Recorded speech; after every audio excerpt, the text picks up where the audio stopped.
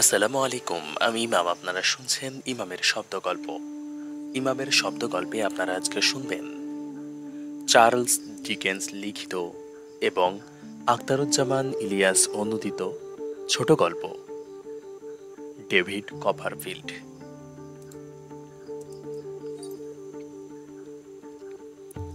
আমার বাবাকে আমি কখনো দেখিনি। আমার জন্মের 6 মাস আগে আমার বাবা চোখ থেকে এই পৃথিবীর আলো চিরকালের জন্য মুছে গিয়েছিল। তিনি আমাকে দেখেননি। আমার একটু একটু মনে পড়ে, খুব ছোটবেলায় আমার বাবার কথা ভেবে আমার ভয়ানক খারাপ লাগতো। মনে হতো আমরা এই আলো ঝলমল ঘরে আগুনের উত্তাপে বসে রয়েছি, আর গির্জার প্রাঙ্গণে অন্ধকার কবরে একা শুয়ে রয়েছেন আমার বাবা। আমি থাকতাম আমার মায়ের সঙ্গে। মা হালকা গড়নের মহিলা। আমার এক দাদি তাকে বলতেন মোমের পুতুল। মোমের পুতুলের মতোই নরম। মার স্বভাবটিও কোমল প্রকৃতির। তিনি কখনো রাগ করতে পারতেন না। আমাদের বাড়িতে কাজ করত পেগটি বলে একটি মেয়ে। ওর সঙ্গেও মাকে কোনোদিন উঁচু গলায় কথা বলতে শুনিনি। পেগটি থাকতো আমাদের পরিবারের একজন হয়ে। আমাদের খেলাধুলা সব একসঙ্গে, খাওয়া দাওয়া একসঙ্গে, একই টেবিলে। পড়াশোনা আমি করতাম মায়ের কাছেই। মায়ের কাছে লেখাপড়া ব্যাপারটা খেলাধুলার মতোই ভালো লাগতো। মা আর পেগটির সঙ্গে আমার বেশ ভালোই কাটছিল। আমার এই ছিমছাম সুখের জীবনে প্রথম ধাক্কা আসে আমার 8 বছর বয়সে। মা একদিন ফের বিয়ে করলেন। আমার সৎ বাবা মার্স্টন সাহেব দশাশই পুরুষ। তার মস্ত জুলফি, পুরু গোঁফ এবং জোড়া ভুরু। তাকে দেখে প্রথম থেকেই আমার ঠিক নিজের লোক বলে মনে হয়নি। এর উপর আমাদের সঙ্গে স্থায়ীভাবে বাস করতে এলেন তার বোন। ভাই বোনের চেহারাই খুব মিল। গলার স্বরও প্রায় একই রকম। মেয়ে মানুষ হওয়ায় তার গোঁফ ছিল না বটে, তবে বাজখাই গলার স্বরে এই অভাবটি সুদে আসলে মিটে গিয়েছিল। ভাই বোনের স্বভাবও একই রকম। যেমন মার্স্টন সাহেব তেমনি তার বোন। দুজনেই কড়া মেজাজের মানুষ। ছোট ছোট ছেলে মেয়েদের দুষ্টুমি তারা বরদাস্ত করতে পারতেন না। আসার পর থেকেই আমার কথাবার্তা আদব কায়দায় খুদ বার করার জন্য একেবারে হন্যে হয়ে উঠলেন। এমনকি আমার লেখাপড়া শেখবার কাজটিও মার্স্টন সাহেব নিজের হাতে নেওয়ার জন্য আগ্রহী, উৎসাহী হয়ে উঠলেন। আমি কিন্তু কোনো ব্যাপারেই তার কাছে ঘেঁষতে চাইতাম না। পড়াশোনা করে পড়া দিতে যেতাম মাকেই। কোথাও আটকে গেলে মা আদর করে বলতেন, বাবা ডেভি, মনে করতে পারছো না? একটুখানি চেষ্টা করো, দেখো তো।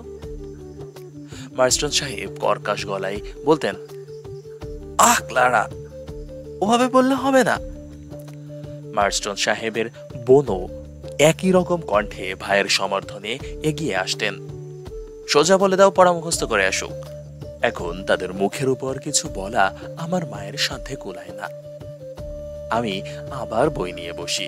কিন্তু মুশকিল হলো এই যে, মায়ের কোল ঘেঁষে বসে যে কাজটি আমি পানির মতো সহজ করে বুঝতে পারি, যে পড়া অবলীলায় বলে যায়, মার্স্টন সাহেব কি তার বোন সামনে থাকলে সেটি আর হয়ে ওঠে না।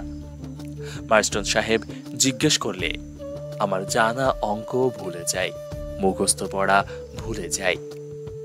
ভাই বোন মিলে আমার উপর ক্রমে বিরক্ত হয়ে উঠতে লাগলেন। আমাকে বোর্ডিং স্কুলে পাঠিয়ে দেবার জন্য পরামর্শ চলতে লাগলো।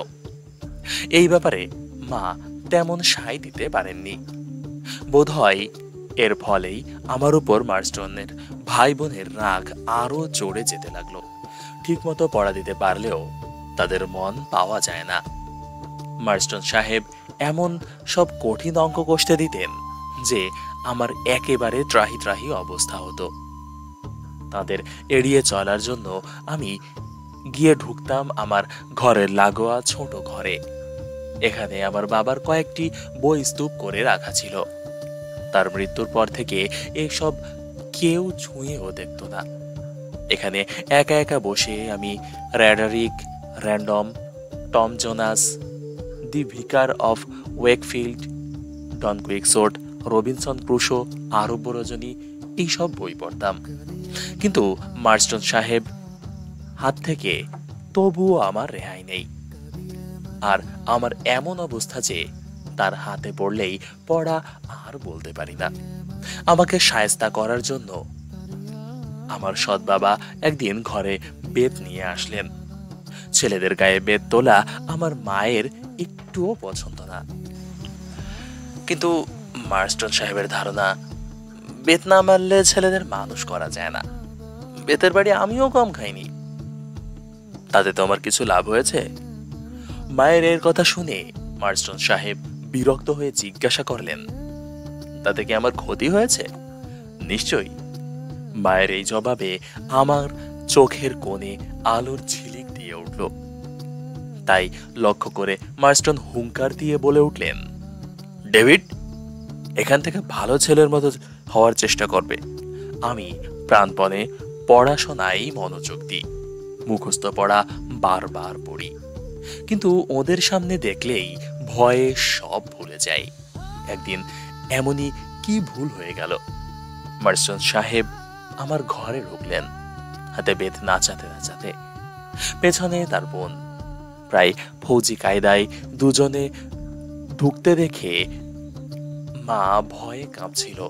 আমার উপর হঠাৎ করে বেতের বাড়ি পড়তে শুরু করলে আমি চিৎকার করে বললাম, পায়ে পড়ি, মারবেন না, মারবেন না। আমি তো আজ সারাদিন ধরে পড়লাম। আপনাদের দুজনকে দেখেই সব ভুলে গিয়েছি। আপনাদের দেখলে আমার জানা পড়া গুলিয়ে ফেলি। তাই বাজখার গলায় মার্স্টন সাহেব বললেন, সব গুলিয়ে ফেলো না?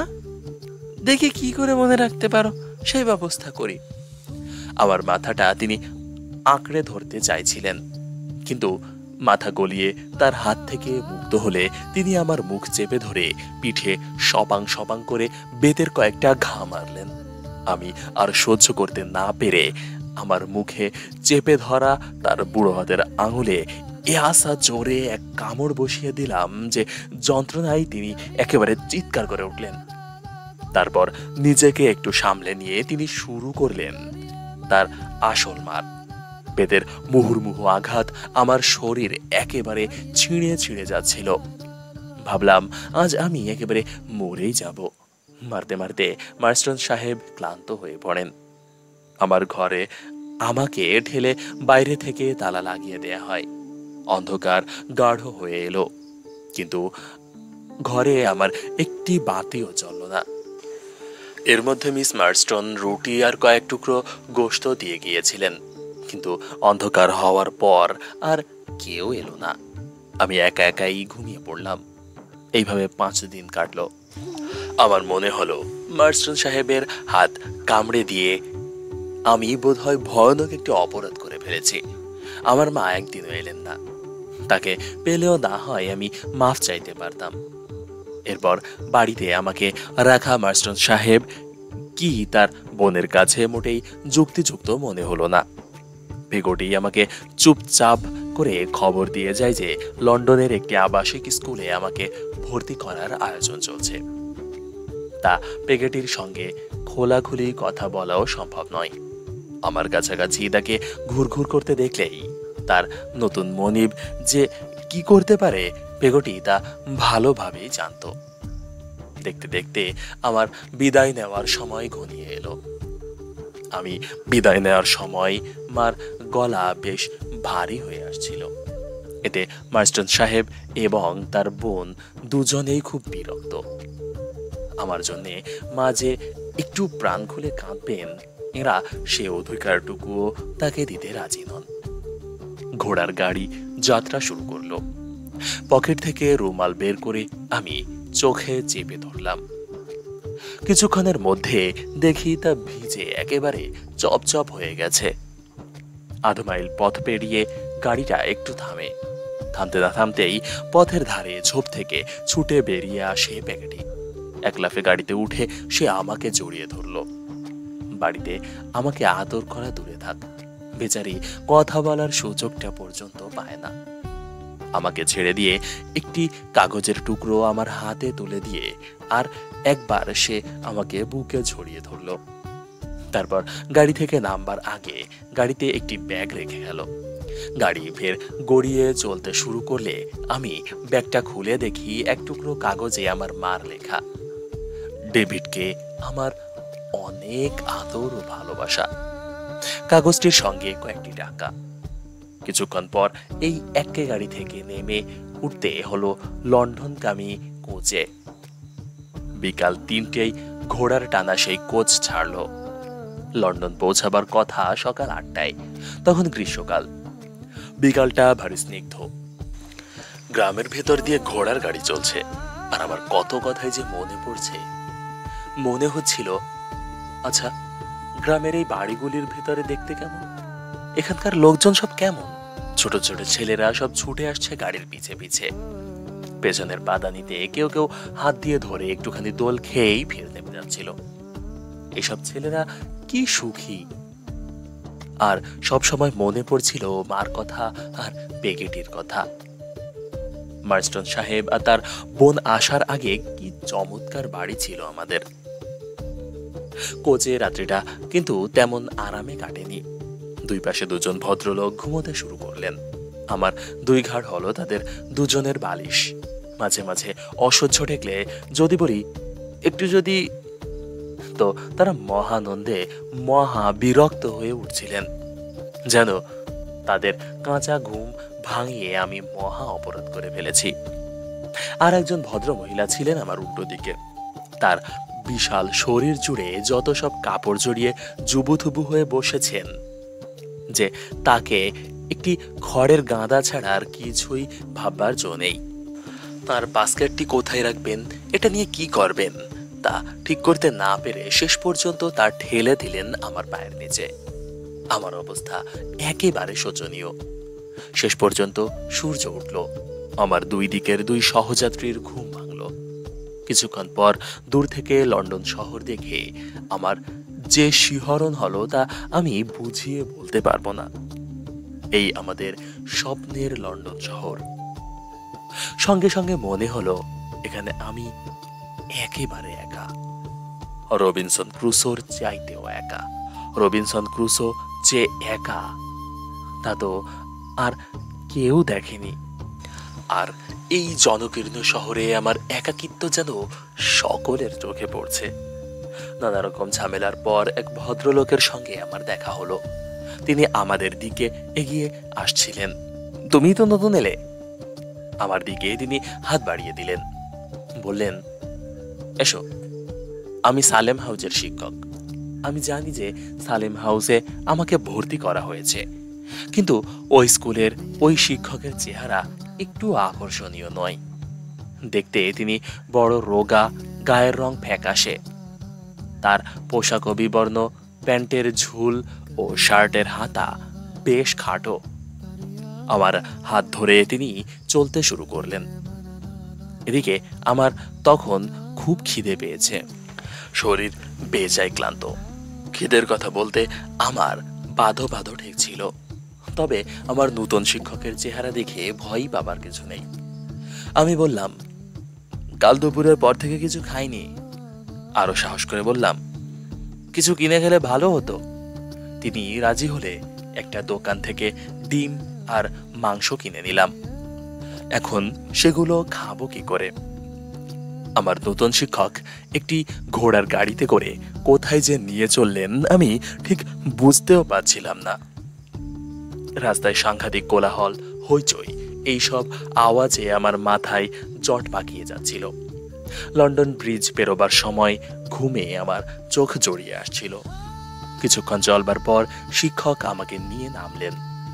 তার সঙ্গে আমি যে ছোট ঘরটিতে ঢুকলাম সেটি বেশ গরিব কোনো মানুষের বাসস্থান। দেখেই বোঝা যায় এটা কোনো অনাথ আশ্রমের অংশ। আবার একটি পাথরে খোদাই করা হয়েছে 25 জন দরিদ্র রমণীর জন্য প্রতিষ্ঠিত। ছোট স্যাঁতসেঁতে ঘরটিতে ঢুকতেই বৃদ্ধা এক মহিলা খুশিতে ডেকে উঠলেন, বাবা চার্লি। কিন্তু আমার দিকে তার চোখ পড়তে একটু থতমত খেয়ে চুপ করলেন। নতুন শিক্ষক তার হাতে ডিম দিলে সসপ্যানে সেটা ভেজে দিলেন, মাংসের টুকরো সিদ্ধ করে দিলেন। আমি তো তখন ক্ষুধার্ত, গোগ্রাসে ওই সব খাচ্ছি, তো শুনি যে বৃদ্ধ মহিলা শিক্ষককে বলছেন, বাঁশিটা সঙ্গে থাকলে একটু বাজাও না। কোটের ভেতর হাত দিয়ে শিক্ষক বাঁশির 3টে টুকরো বের করলেন। টুকরোগুলি জোড়া দিয়ে সম্পূর্ণ বাঁশি ঠিক করে তিনি বাজাতে শুরু করলেন। তিনি কি সুর বাজালেন আমি জানি না, কেমন বাজিয়েছেন তাও বুঝিনি, কিন্তু তার বাঁশির তীব্র ধ্বনি আমার বুকে দারুণ প্রতিধ্বনি তুলল। আমার সমস্ত বেদনার কথা যেন বুক খুঁড়ে উপরে উঠে এলো। আমার সব কষ্টের কথা মনে পড়ল। শেষ পর্যন্ত চোখের পানি আর চেপে রাখতে পারলাম না। এর মধ্যে ওই মহিলা এবং আমার নতুন শিক্ষক চেহারার মিল দেখে আমি বুঝতে পারছিলাম যে এরা মা এবং ছেলে। আমার শিক্ষকের মা এত গরিব কেন, দাতব্য ভবনে সে বাস করেন কেন, এসব প্রশ্ন মনে একটু উঁকি দিলেও আমার সমস্ত মাথা জুড়ে তখন কেবল বাঁশির সুর। আমার আস্তে আস্তে ঘুম পেতে লাগলো। যখন ঘুম ভাঙলো দেখি আমি ঘোড়ার গাড়িতে বসে রয়েছি। পাশে পায়ের উপর আড়াআড়ি ভাবে আরেকটি পা রেখে বাঁশি বাজিয়ে চলেছেন আমার নতুন শিক্ষক। আমি ফের ঘুমিয়ে পড়ি। গাড়ি থামলে স্যার আমাকে নিয়ে নিচে নামলেন। সামনে উঁচু দেওয়ালে মস্ত একটি বাড়ি, সাইনবোর্ডে বড় বড় করে লেখা সালেম হাউস। এটাই তাহলে আমার নতুন স্কুল। দরজায় কড়া নাড়লে শক্ত সমর্থ একটি লোক বেরিয়ে আসে। ঘাড়টা ষাঁড়ের মতো মোটা, একটা পা কাঠের, ছোট করে কাটা মাথার চুল। স্যার আমার সঙ্গে তার পরিচয় করিয়ে দিলে সে আমাকে ভালো করে দেখল। জুতো এনে সামনে ফেলে দিতে দিতে বলল, মেল সাহেব, মুচি আপনার জুতো ঠিক করতে চায় না, এটা মেরামত করার কিছু নেই। তালি দিতে দিতে একেবারে শেষ হয়ে গেছে। জুতো জোড়া হাতে আমার নতুন শিক্ষক মেল সাহেব উপরে উঠতে লাগলেন, পিছে পিছে আমি দোতলায় উঠে শেষ প্রান্তের ঘরে হাঁটছি। হঠাৎ চোখ পড়ল একটি বোর্ডে ডেকে। বোর্ডে সুন্দর করে লেখা, সাবধান, এটা কামড়ায়। আশেপাশে নিশ্চয়ই কোনো কুকুর আছে এবং সেটা অবশ্যই কামড়াই, এই ভেবে আমি থমকে দাঁড়ালাম। মেল সাহেব পেছনে তাকিয়ে বললেন, কি হলো? এখানে বোধহয় কুকুর আছে স্যার। বোর্ডের দিকে তার দৃষ্টি আকর্ষণ করলে তিনি গম্ভীর গলায় বললেন, কুকুর নয় কপারফিল্ড, আমাকে বলা হয়েছে ওই বোর্ডটা যেন তোমার পিঠের সঙ্গে আটকে দিই। এখানে এসে প্রথমেই তোমার মনটা খারাপ করে দিতে ইচ্ছে করছে না, কিন্তু এটা আমাকে করতেই হবে। আমার সৎ বাবা হাতের আঙ্গুলে কামড় দিয়েছিলাম সেই খবর তাহলে এখানেও পৌঁছে দেওয়া হয়েছে। তার শাস্তি কি আমাকে পেতে হবে এভাবে? সত্যি আমি একেবারে দমে গেলাম। ক্লাসের সহপাঠীরা আমার পিঠ দেখবে আর আমাকে নিয়ে যে কি ঠাট্টা বিদ্রুপ করবে ভাবতেই লজ্জায় ভয়ে আমি একেবারে কুঁকড়ে যেতে লাগলাম। স্কুল তখন বন্ধ। মেল সাহেবের কাছে প্রতিদিন পড়াশোনা করি। স্যার আমাকে বকেন না, খুব ভালো ব্যবহার করেন, কিন্তু স্কুল খুললে ছেলেরা এসে আমার পিঠের এই বোর্ডটা নিয়ে আমাকে যে কি রকম নাস্তানাবুদ করবে ভেবে আমার রক্ত প্রায় হিম হয়ে আসে। আমার কিছুই ভালো লাগে না। স্কুলের মালিক এবং প্রধান ক্রিকল সাহেব আমাকে ডেকে পাঠালেন। তার সুন্দর বৈঠকখানায় এসেছিলেন মিসেস ক্রিকল আর তাদের মেয়ে। এক কোণে দাঁড়িয়ে থাকতে দেখলাম কাঠের পাওয়ালা ওই লোকটিকে। ক্রিকল সাহেব মুখ টকটকে লাল, মনে হয় সব সময় সেখানে আগুন জ্বলছে। চোখ জোড়া তার ছোট, কপালের রগগুলো সব স্পষ্ট দেখা যায়। তিনি জিজ্ঞেস করলেন, এর নামে কোনো রিপোর্ট আছে? না স্যার, কাঠের পাওয়ালা জবাব দিল। নতুন এসেছে, এখন পর্যন্ত তেমন কিছুই করার সুযোগ পায়নি। এদিকে এসো। ক্রিকল সাহেব আমাকে এই আদেশ দিলে কাঠের পাওয়ালা বলে ওঠে, এদিকে এসো। আমি তার দিকে এগিয়ে এলে আমার কান ধরে ক্রিকল সাহেব বললেন, তোমার সৎ বাবাকে আমি চিনি, শক্ত স্বভাবের মানুষ। তা তিনিও আমাকে ভালো করে চেনেন। তুমি আমাকে চেনো? না স্যার। চেনো না? না। আমার কানে একটা মোচড় দিয়ে তিনি বললেন, চিনবে হে, চিনবে। কাঠের পাওয়ালা সঙ্গে সঙ্গে বলল, চিনবে হে, চিনবে। ক্রিকল সাহেবের গলা একটু চাপা, কথা বললে ঘ্যাস ঘ্যাস আওয়াজ বেরিয়ে আসে। ওই গলায় আরো কিছুক্ষণ নিজের বাহাদুরির কথা ঘোষণা করে আমার কানের লতি ধরে এমন মোচড় দিলেন যে আমার চোখে পানি এসে গেল। ক্রিকল সাহেবের এই ব্যবহার আমার যতই খারাপ লাগুক, অনেক বেশি ভয় করতে লাগলো স্কুল খুললে ছেলেদের আচরণটা কি হবে সেই ভাবনা ভেবে। তো একদিন স্কুল খুলল, ছেলেরা হোস্টেলে এসে পড়ল। ছেলেরা যথারীতি আমার পেছনে লাগলো। কারো পিঠে এমনি একটা বোর্ড সাঁটা থাকলে কিছু ঝুঁকি তো তাকে পোহাতেই হবে। তবে যা ভেবেছিলাম সেরকম ভয়াবহ গোছের কিছু ঘটল না।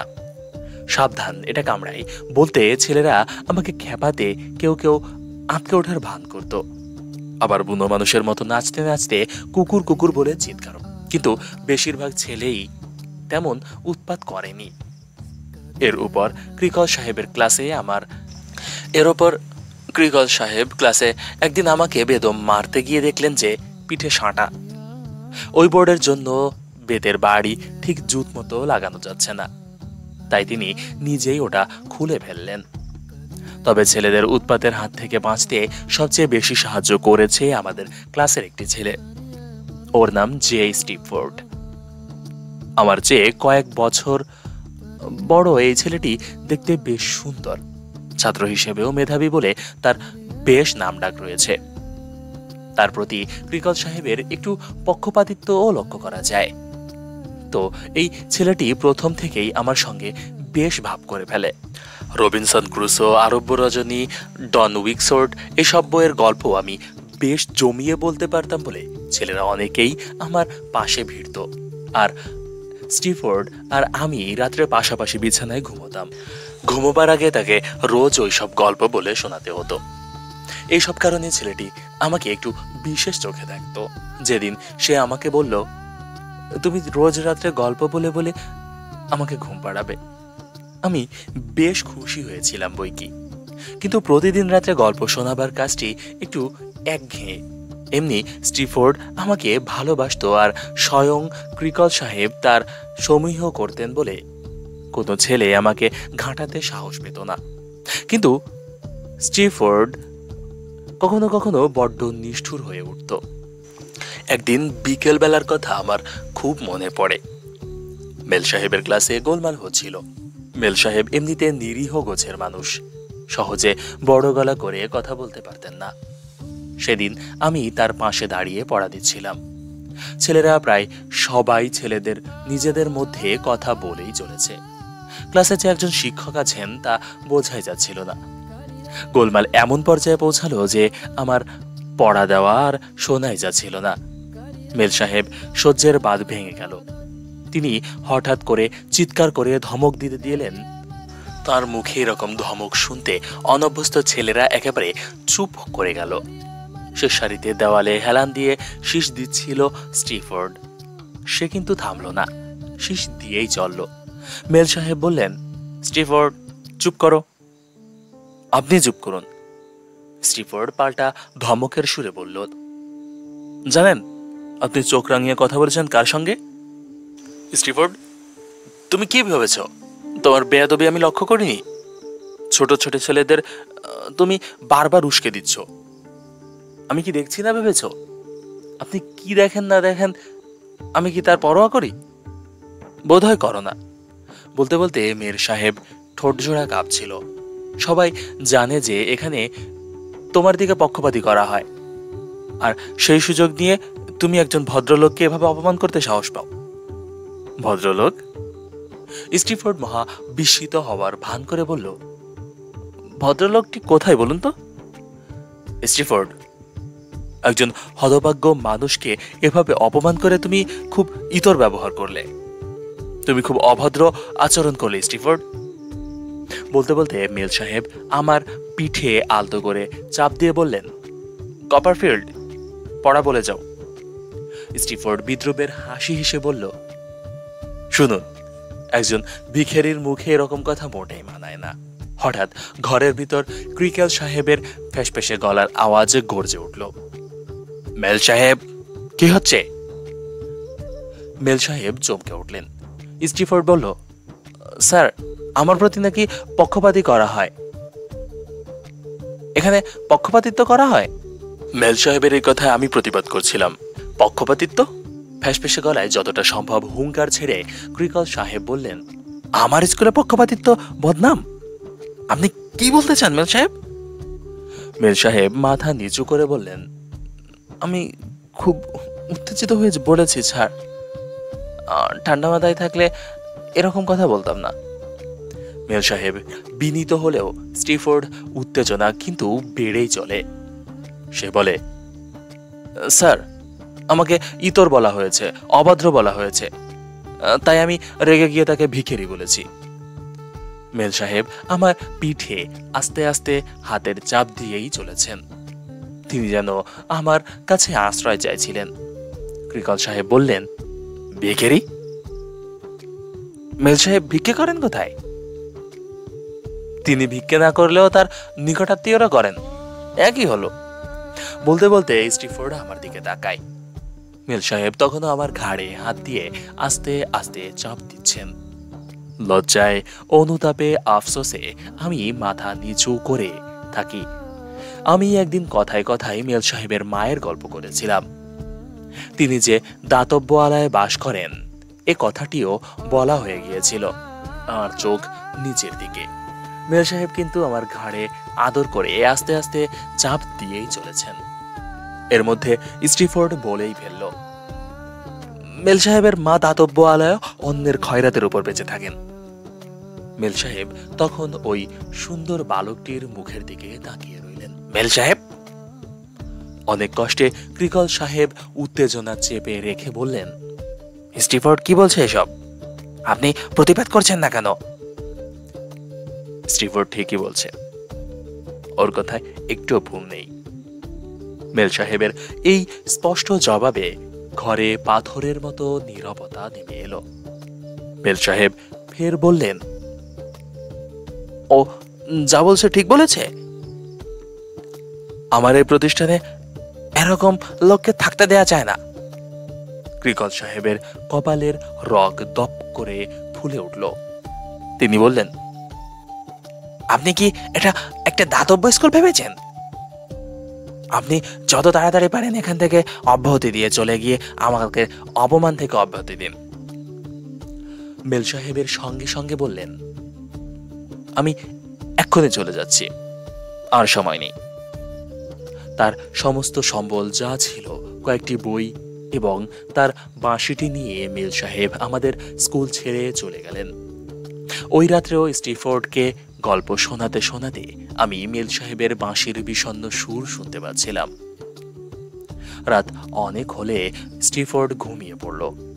বিছানায় শুয়ে শুয়ে আমি যেন শুনতে পাচ্ছিলাম যে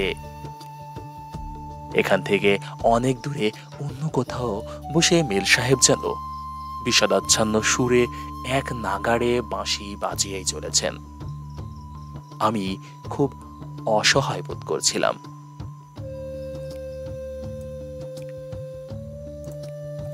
শেষ হলো আমাদের আজকের আয়োজন।